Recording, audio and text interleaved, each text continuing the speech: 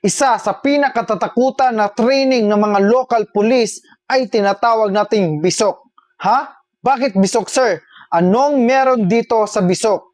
Ang BISOC or ang Basic Internal Security Operation Course ay isang specialized training na kadalasang ina-undergo po ng mga local police dito sa Mindanao dahil sa nagpapatuloy na insurgency upang mapusa na po ang napakasalot na teroristang NPA at iba pang makakaliwang grupo na siyang nagpapatuloy sa paggiba ng ating gobyerno. Ang BISOC ay pinahaba at pinalalim na militaristics noong ang mga bagong recruit sa PNP ay nagtitraining pa sa loob ng RTC bilang isang PSBRC or Public Safety Basic Recruit Course. Ang militaristics ay isa sa pinakamahirap na training ng mga recruits bilang isang bagong pulis na kung saan bitbit nila ang mga mabibigat na gamit na siyang dapat silang masanay upang isasabak sila sa isang operasyon.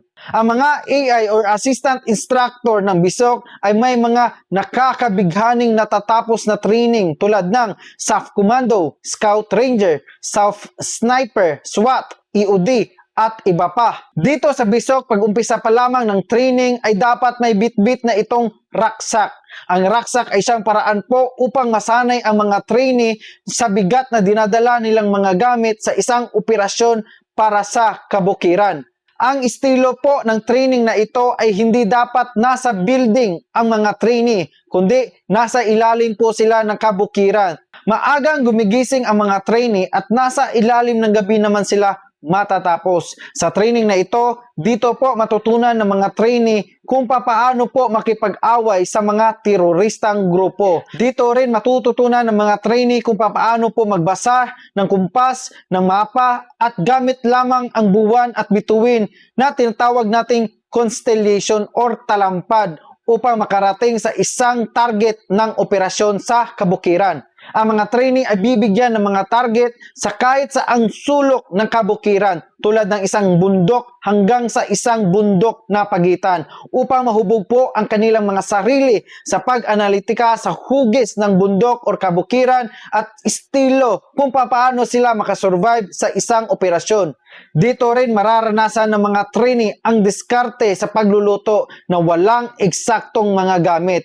Matutulog na parang isang manok at parang isang pusa naman kung maglalakad. Sa training na ito ay madedevelop din ng mga trainee ang tinatawag nating camaraderie or pagtutulungan sa isang team upang makasurvive po sa isang napakamahirap na training.